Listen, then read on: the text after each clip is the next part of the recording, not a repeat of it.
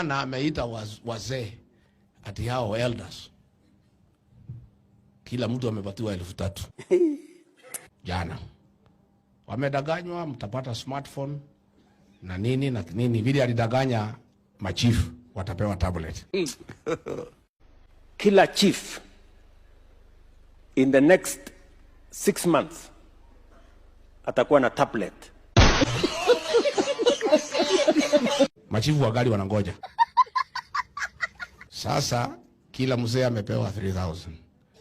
So asubuhi wazee wamenitafuta. Get ready, get ready, get ready. Wakaniuliza hata tukipewa 3,000 tutaenda kupindua nani? Na sisi wenyewe hatutaki yeye. Ile wazee waliitwa kule. Wanasema SHA haifanyi kazi. Masomo imeharibika. Mtoto yangu ya university ako nyumbani. Mimi ananipatia 3,000 ati nikamtetee. Na mimi mwenyewe simuta